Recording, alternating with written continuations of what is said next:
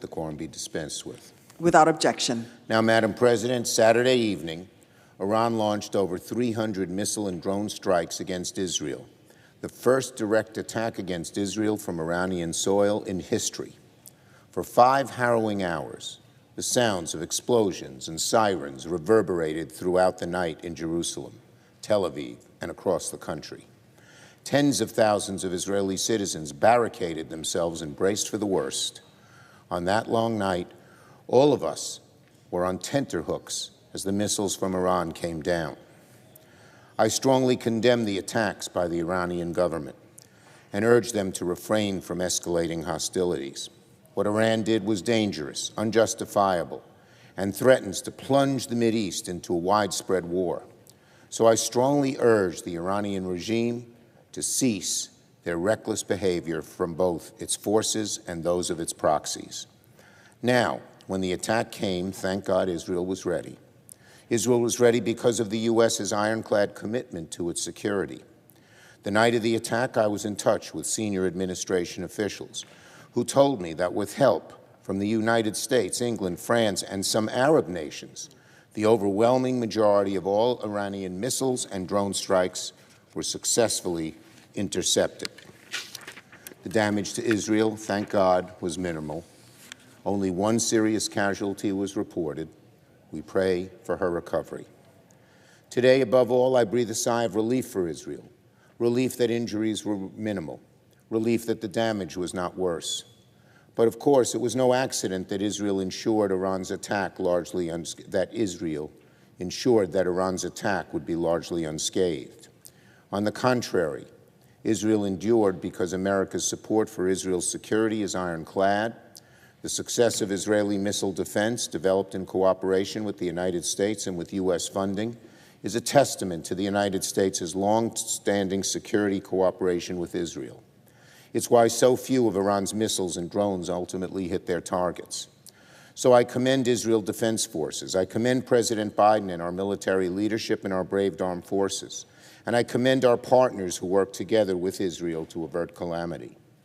Iran's reprehensible attack against Israel has made a few things very clear. First, Israel is surrounded by adversaries who seek its destruction. We saw that on October 7th. We saw it again this weekend.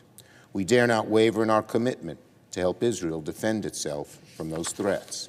Second, the fact that so many nations came to Israel's aid, including some Arab nations, show Iran is becoming more and more isolated. Iran's attack should be swiftly and universally condemned. Their attack risks provoking a wider conflict in the Middle East, and we cannot have that.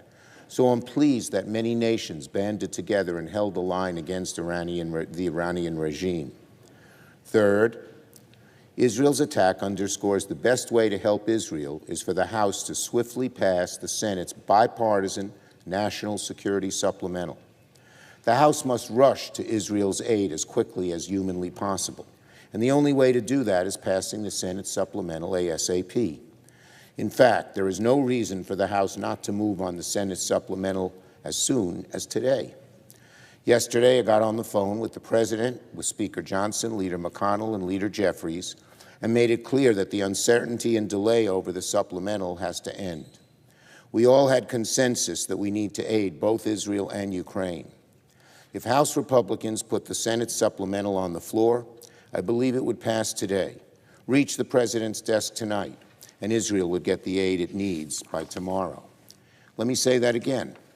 If House Republicans put the Senate supplemental on the floor, I would believe it would pass today, reach the President's desk tonight, and Israel would get the aid it needs by tomorrow. If the House could finish the job by the end of the day, why wait? Now, the Senate supplemental not only gives Israel the tool it needs to repel future attacks, but it also provides Ukraine the aid it needs against Putin. I spoke with the U.S. ambassador to Ukraine yesterday, who told me the situation in Ukraine is beyond desperate. With few air defenses, there is little stopping Russian drones from targeting Ukrainian power plants and leaving more and more residents without electricity. And the danger here is that these power outages will become a long-term problem. She told me the equipment that was destroyed are so large, the kinds of transformers and other machinery, that it takes a long time to rebuild them and replace them. The U.S. ambassador reiterated President Zelensky's point that Ukraine will lose this war unless it gets the defense materials, the ammunition, and the anti-aircraft resources it needs immediately. Those power plants are taken out because Ukraine is running out of the ability to defend itself from these vicious attacks. At this treacherous moment for global security, it would be a grave mistake to think the conflict in the Middle East is unconnected to the conflict in Europe. That's why the best way to help Israel and to help Ukraine is to pass the Senate supplemental this week. I've called on Speaker Johnson to do that. Enough with the delay, enough with the uncertainty, enough with promises to take action. I urge the House to get going today on the Senate supplemental. It's vital for the future of Israel, for the future of Ukraine, and for the future of the West and democracy. Now on the Senate agenda. The Senate has a very busy few days in store this week. Before April 19th, the Senate must finish approving legislation to extend FISA's 702 authorities. The House is expected to send us an extension sometime this evening after they address a few minor procedural delays. Once the House sends us the FISA reauthorization, I plan as early as tonight to take the first procedural step for the Senate to begin consideration. With less than a week to go before FISA authorities expire, time's a luxury the Senate doesn't have. Republicans need to work with us in a bipartisan way to ensure this program with important implications for our national security does not lapse. Now, as the Senate works on FISA authorities, we'll also have to deal with the House vote to impeach Homeland Security Secretary Alejandro Mayorkas. For now, we still expect the articles of impeachment to arrive in the Senate sometime tomorrow afternoon. Should that happen, Senate will swear in members as jurors the day after the articles are presented. As I've said repeatedly, impeachment should never be used to settle a policy disagreement. That would set a horrible precedent for the Congress.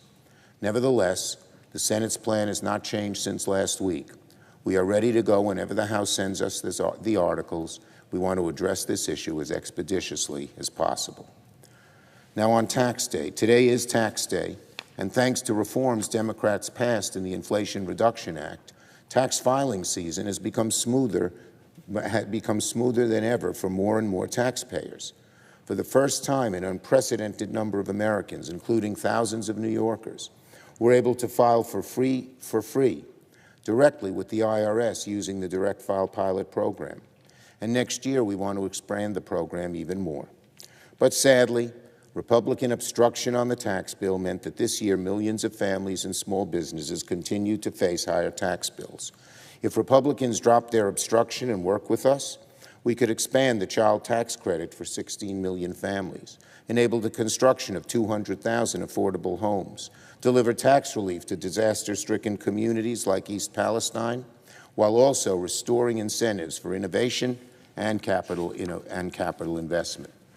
The House overwhelmingly passed the tax bill with bipartisan support at the end of January. It should be no different in the Senate. This tax day, I urge my Republican colleagues to join Senate Democrats in supporting this bill so we can deliver this relief to American taxpayers. I note the absence of a quorum. The clerk will call the roll. Ms. Baldwin.